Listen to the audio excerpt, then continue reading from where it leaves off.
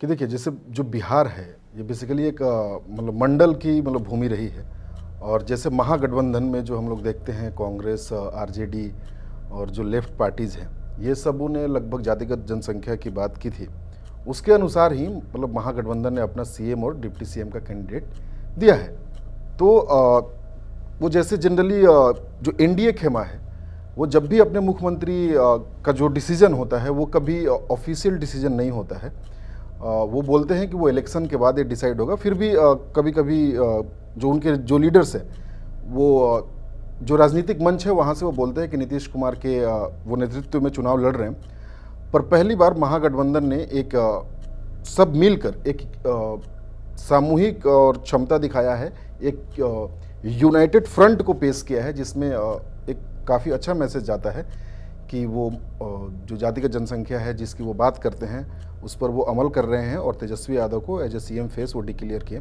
इसमें जो एक मेन बात देखने वाली बात है, मुकेश सहनी जो कि जो वीआईपी पार्टी है उनका यहाँ पर एक भी एमएलए नहीं है, एक भी एमपी नहीं है, लेकिन फिर भी वो डिप्टी सीएम के फेस है महागठबंधन से। क्योंकि जो सहनी जो वोटर्स है, जो निषाद वोटर्स है, ये ऑलमोस्ट ईबीसी कैटेगरी में आता है और ये लगभग ईबीसी का सबसे बड़ा चंक है जो कि 7 से 8% है। और इसका इम्पैक्ट नहीं तो 30 से 40 सीटों पर है जो कि ये डिसाइडिंग फैक्टर हो सकते हैं। इसीलिए मुकेश सहनी आज भी एक बहुत बड़े फैक्टर है और इसीलिए महागठबंधन ने उनको कोई भी एमएलए और एमपी नहीं होने के बावजूद भी उनको as a deputy face portray किया है। क्योंकि वो ईबीसी वोटर्स जो कि एक फ्लक्चुएटिंग वोटर्स माना जाता है, जो कि एनडीए और महागठबंधन में अपने कैंडिडेट के अनुसार वो मतलब वोटिंग करता है, उनका कोई एक पर्टिकुलर खेमा नहीं है। जैसे एमवाई कम्बिनेशन को देखते हैं कि मुस्लिम और यादव एक पर्टिकुलर जैसे आरजेडी को समर्थन करते हैं, जो अपर कास्ट वोटर है बिहार में, वो जनरली एनडीए जो भाजपा की तरफ उनका झुकाव होता है। पर जो नीतीश कुमार और का जो वोटर्स है वो सारे कास्ट में है और जो ईबीसी वोटर्स है उनका कोई पार्टी नहीं, वो कैंडिडेट और अपनी जो उनको सहूलियत होता है उसके अनुसार वो वोटिंग करते हैं। तो इसमें जो सबसे बड़ा खेमा था जो निषाद वोटर्स, उसको देखते हुए महागठबंधन ने मुकेश सहनी को as a deputy CM face portray किया है। मतलब एनडीए का तो हमेशा से ये रहता है कि वो कभी भी मतलब इलेक्शन से पहले अपना वो चीफ मिनिस्टर फेस वो देते नहीं है। पर फिर भी जो इनके अलायंस है, वो उपेंद्र कुशवाहा हो, चिराग पासवान हो या जीतन राम मांझी हो या फिर बीजेपी के मतलब जितने भी बड़े लीडर्स अगर हम देख ले, सम्राट चौधरी हुए और या फिर मंगल पांडे या फिर जो भी नित्यानंद राय हुए, मतलब ये कई खुले मंचों से ये कहा हुआ है इन्होंने कि वो नीतीश कुमार के नेतृत्व में ही चुनाव लड़ेंगे। हालांकि चिराग पासवान का अभी एक वो बात आया था कि वो भी मतलब बिहार का सीएम बनना चाहते हैं, पर ये इलेक्शन वो नीतीश कुमार के नेतृत्व में लड़ेंगे। तो अभी ये कहना सही नहीं रहेगा कि नीतीश कुमार ही सीएम बनेंगे इस इलेक्शन के बाद। कुछ भी हो सकता है, क्योंकि एनडीए में हमने बहुत बार देखा है, जैसे बाकी राज्यों में भी, छत्तीसगढ़ हो, मध्य प्रदेश हो या फिर राजस्थान में, मुख्यमंत्री के सिलेक्शन में उन्होंने काफ़ी सरप्राइज किया है लोगों। तो हो सकता है कि बिहार में भी ऐसा हमको कुछ देखने। हाँ देखिए, मतलब महागठबंधन में मतलब पहले भी था, जैसा टिकट डिस्ट्रीब्यूशन से पहले भी हम लोग ये देखते आ रहे थे कि महागठबंधन की तरफ से अगर हम देखें जो भी उनकी अलायंस पार्टीज़ है उसमें सीएम का फेस केवल तेजस्वी यादव थे, ये पहले से डिसाइडेड था। पर एनडीए में नीतीश कुमार ही एक बहुत बड़े फैक्टर है, क्योंकि नीतीश कुमार के भरोसे केंद्र में सरकार चल रही है भारतीय जनता पार्टी की, जो कि एनडीए की सरकार है। अगर वहाँ से समर्थन हटा लिया जाए तो केंद्र की सरकार में भी थोड़ी सी बाधा पहुंच सकती है। इसलिए अभी जो एनडीए खेमा है वो नीतीश कुमार को साइड लाइन नहीं करना चाहता है, वो उनको फेस करके ही चुनाव लड़ना चाहता है। पर हमको ये संतुष्ट नहीं हो जाना चाहिए कि नीतीश कुमार ही अगला चीफ मिनिस्टर बनेंगे, क्योंकि जो उनकी हेल्थ है वो भी परिस्थिति को देखते हुए भी कहीं ना कहीं आगे चलकर ये सीएम फेस बदल सकता है। जैसे हमने टिकट डिस्ट्रीब्यूशन के टाइम में भी देखा कि जब टिकट डिस्ट्रीब्यूशन होना था तो क्षेत्रीय पार्टी जो कि जेडीयू, ये लगभग 105 सीट की मांग कर रही थी और बीजेपी 101 सीट। पर जब संजय झा को ये जिम्मेवारी दी गई तो संजय झा ने लगभग 101 सीट पर बात मान ली, और जिसमें क्या हुआ कि चिराग पासवान को 4 सीटें दे दी गई जो कि नीतीश कुमार का स्ट्रॉन्ग एरिया में आता था। पर बाद में नीतीश कुमार ने मतलब वहां पर अपनी नेतृत्व क्षमता दिखाई और वो 4 सीटें वापस ली। तो अभी इलेक्शन से पहले तो नीतीश कुमार एक बहुत बड़ा फैक्टर है, ये अभी भी एक निर्णायक भूमिका में रहेंगे, पर इलेक्शन के बाद वो मुख्यमंत्री होंगे ये अभी तक तय नहीं होगा। एनडीए खेमा है वो सरप्राइज कर सकते। नहीं, नीतीश कुमार मतलब गुस्से में नहीं है, क्योंकि अभी अगर देखा जा रहे हैं वो, क्योंकि नीतीश कुमार के बगैर बीजेपी चुनाव अकेले नहीं लड़ सकती है कभी भी। अगर मतलब बीजेपी को देखें, अभी भी अगर वो किसी अलायंस के साथ नहीं रहे तो बीजेपी के पास उतनी अभी क्षमता नहीं है कि वो 243 सीटों पर अकेले चुनाव लड़ सके। तो नीतीश कुमार के पास उनको जाना ही पड़ेगा। महागठबंधन के पास क्या आएगा? देखिए, अब मतलब इसमें अगर हम बात करें जो एजेंडा जिस पर ये लोग चुनाव लड़ने की सोच रहे हैं, तो इसमें महागठबंधन ने सबसे पहले जो वो लॉन्च किया था कि वो तो उनका वोट चोरी का एजेंडा था, जो कि कांग्रेस ने वो चलकर मतलब मुद्दे पर बात किया। पर अगर हम वेलफेयर अगर पॉलिटिक्स की बात करें तो तेजस्वी यादव ने सबसे पहले जो महिलाओं को वो जो मासिक और मतलब वार्षिक पैसे देने की बात की थी, उसको उन्होंने माई बहन योजना करके बात किया था। उन्होंने फिर फ्री इलेक्ट्रिसिटी की बात की थी, देंगे। पर जब सरकार को लगा कि ये जो मुद्दा है ये जोर पकड़ रहा है, तो एनडीए ने भी, अभी हमने हाल ही में देखा कि लगभग जीविका दीदी को 10-10 हज़ार रुपये सभी के खाते में पहुंचाया गया, लगभग 75 लाख महिलाओं को खाते में। तो जो राजद ने ऑलरेडी एक बात कही थी, वो एनडीए ने कहीं ना कहीं शुरुआत कर दिया है। जो राजद ने बात बोल रहा था कि वो फ्री इलेक्ट्रिसिटी देंगे, पर सरकार अभी रहते हुए ही 125 यूनिट फ्री इलेक्ट्रिसिटी ऑलमोस्ट देना शुरू कर दिया है।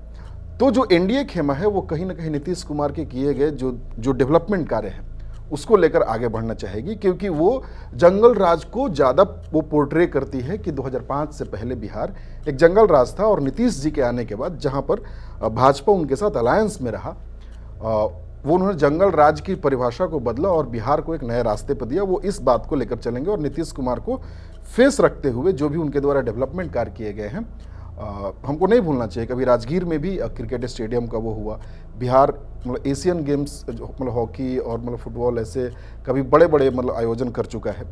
तो ये सब जो डेवलपमेंट चीज़ें हुए हैं, एनडीए मतलब इनको लेकर चलेंगे। और महागठबंधन जो है वो सरकारी नौकरी देने की बात हो, महिलाओं को पैसा देने की बात हो, फ्री इलेक्ट्रिसिटी की बात हो, और जो इन पर जो इल्ज़ाम लगते आए हैं कि वो एक जंगल राज होगा, उसको वो मिटाने की बात करते हैं, और शिक्षा और रोजगार की बात करते हैं। पर इसमें बीच में एक एंट्री होती है मतलब प्रशांत किशोर की, जो कि ये जो दोनों खेमा है, जो कहीं ना कहीं जाति विशेष राजनीति भी होती है यहाँ पर, उसके अलावा ये पूरी तरीके से एक अलग मतलब नई पॉलिटिक्स करने की कोशिश कर रहे हैं, जो कि वो दोनों खेमा को टारगेट करते हुए हमको दिखे, मतलब ये एनडीए खेमा को भी और महागठबंधन खेमा को भी। और वो शिक्षा, रोजगार और जो सबसे बड़ी अभी समस्या है पलायन की, अभी हमने देखा कि प्रशांत किशोर क्या कहते हैं कि यहाँ के लोग बाहर जाके 10-12 हज़ार की नौकरी क्यों करेंगे, हम यहाँ ही रोजगार क्यों नहीं लगा सकते, 10-12 हज़ार रुपये के रोजगार यहाँ हम क्यों नहीं कर सकते। तो उनके लिए सबसे बड़ा मुद्दा पलायन और शिक्षा है। जैसे हमने अगर देखा कि अभी इन सारे जो भी जनसुराज का एक टाइम पीरियड है जब से शुरू हुआ, इस बीच में बहुत सारे प्रोटेस्ट हुए, पर प्रशांत किशोर ने किस प्रोटेस्ट में हिस्सा लिया? बीपीएससी के प्रोटेस्ट में हिस्सा लिया, क्योंकि प्रशांत किशोर को पता है कि unemployment is the biggest factor that will decide the Bihar जो इलेक्शन है। तो इसलिए जो प्रशांत किशोर हैं वो पलायन और शिक्षा और रोजगार की बात करते हैं, और वो कोशिश कर रहे हैं कि बिहार में एक नई राजनीति लाया जाए। लेकिन क्या लग रहा है कि अगर अभी के हिसाब से देखें तो मैं पहले छोटे खेमे की बात कर लेता हूँ। जो प्रशांत किशोर का एक ग्राफ बढ़ता हुआ नज़र आ रहा था कि जो वो मतलब पहले जब बाई इलेक्शन हुआ था 4 सीटों पर, उसके बाद से प्रशांत किशोर से काफ़ी उम्मीदें थी, पर उनको 4 सीटों पर मतलब हार का सामना करना पड़ा। उसके बाद से उनका ग्राफ बहुत डाउन गया, पर ये इलेक्शन आते आते उनका ग्राफ धीरे धीरे बढ़ना शुरू हुआ। पॉपुलरिटी इंडेक्स में भी वो ज़्यादा आते रहे, वोट शेयर मार्जिन उनका बढ़ता रहा। पर जब वो अनाउंस किए कि वो राघोपुर सीट से चुनाव नहीं लड़ेंगे और पार्टी की बाकी सारी गतिविधियों का ध्यान रखेंगे, तब से उनका कहीं ना कहीं थोड़ा सा डाउन गया। कि क्या यह एक मतलब पॉलिटिकल इन्वेस्टमेंट है प्रशांत किशोर का, कि वो वाकई चाहते हैं बिहार को बदलने की? तो इसके बाद से थोड़ा सा मतलब अभी जो जनसुराज है बैकफुट पर है। बाकी हम देखते हैं महागठबंधन और एनडीए की, तो दोनों में अभी कड़ी टक्कर है। अभी कहना मुश्किल होगा कि कौन आगे और कौन पीछे है, क्योंकि दोनों ने काफ़ी सोच समझ के, क्योंकि मतलब सोच समझ के टिकट का डिस्ट्रीब्यूशन किया है, और मतलब बहुत सारे कैंडिडेट्स जो मतलब बीजेपी से जो रूठ गए थे उनको लाया गया। जैसे कि पवन सिंह को हमने देखा है कि एक बहुत बड़े फैक्टर हो सकते थे राजपूत वोटर्स को लाने के लिए। कैसे कुशवाहा वोटर को मनाने के लिए उपेंद्र कुशवाहा को राज्यसभा भेजा गया, और पवन सिंह को कैसे उनको उपेंद्र कुशवाहा से जाके उनको मिलाया गया। तो ये सब चीज़ें हैं। और जैसे मतलब अगर महागठबंधन में भी देखें तो जो पारंपरिक जो चीज़ें आती चली जा रही है टिकट डिस्ट्रीब्यूशन का, उससे हटकर इस बार कहीं ना कहीं महागठबंधन ने रुख अपनाया है और शायद अपने सर्वे के अनुसार उन्होंने टिकट डिस्ट्रीब्यूट किया है। तो इस बार पर महागठबंधन में क्या है, कुछ सीटें ऐसे भी हैं कांग्रेस और आरजेडी के बीच। हालांकि वीआईपी पार्टी ने जहां पर भी फ्रेंडली फाइट होने वाले थे वहां से उन्होंने विड्रॉ कर लिया है, पर आरजेडी और कांग्रेस की कुछ सीटें अभी भी वैसी हैं जहां पर फ्रेंडली फाइट होना है। तो अगर कुछ सीटों को छोड़ दें तो बाकी सब जगह अगर देखें तो काफ़ी कड़ा मुकाबला होगा और अभी कहना यह मुश्किल होगा कि कौन आगे और कौन पीछे। पर प्रशांत किशोर जो कि एक तीसरे फैक्टर के रूप में बढ़ते हुए दिख रहे थे, वो अब कहीं ना कहीं वो नज़र नहीं आ रहे हैं। लेकिन विकास के मामले देखिए, कोई भी सरकार आती है वो राज्य को या फिर देश को अपने अनुसार, अपनी क्षमता के अनुसार आगे बढ़ाने की कोशिश करती है। तो अगर हम एक न्यूट्रल पर्सपेक्टिव की ओर से देखें, इनफैक्ट या फिर जो भी लीडर्स बोलते हैं, इनफैक्ट अगर प्रशांत किशोर भी बोलते हैं, क्योंकि वो दोनों को टारगेट करते हैं, तो हम उन्हीं की बात लेकर चलते हैं कि लालू का जंगल राज क्यों था। तो वो बोलते हैं कि लालू जी ऐसा नहीं है कि उन्होंने काम नहीं किया, उनके टाइम पे जो ज़्यादा जरूरी था उस पर उन्होंने फोकस किया, जो कि सोशल जस्टिस था, जो कि जो समाज के जो पिछड़े और दबे कुचले लोग थे उनको आवाज़ देने का उन्होंने काम किया। इस बात से हम मतलब नकार नहीं सकते। पर जो डेवलपमेंट की बात है, अभी भी आप सारे पैरामीटर्स को देख लीजिए, 2005 से पहले भी और 2005 के बाद भी बिहार वहीं का वहीं है। ऐसा हम नहीं बोल सकते कि नीतीश कुमार ने डेवलपमेंट का कार्य नहीं किया। अगर आप कनेक्टिविटी की बात करें और अगर आप एजुकेशन का भी बात करें, जैसे कि सारे डिस्ट्रिक्ट में इंजीनियरिंग कॉलेज होना, ऑल्दो उसकी क्वालिटी पर एक अलग चर्चा होगी कि किस तरीके का एजुकेशन है। तो डेवलपमेंट का कार्य हुए हैं, इससे हम मतलब इनकार नहीं कर सकते। पर जिस रेट से होना चाहिए था, जो नीतीश कुमार का पहला फेज था 2005 से 10 और या फिर 14-15 तक आप देख सकते हैं, पर उसके बाद क्या उस रेट से हुआ है? क्योंकि जो बाढ़ है वो अभी भी बिहार में मतलब वैसे ही के वैसा ही है, जो रोजगार की कमी है अभी भी वहीं की वहीं है, जो पलायन है अभी भी वहीं का वहीं है। तो जिस रेट से विकास होना चाहिए था उस रेट से नहीं हुआ। पर अगर हम कंपैरेटिवली देखें 2005 से पहले और 2005 के बाद, तो नीतीश कुमार ने यहाँ डेवलपमेंट की बात किया है।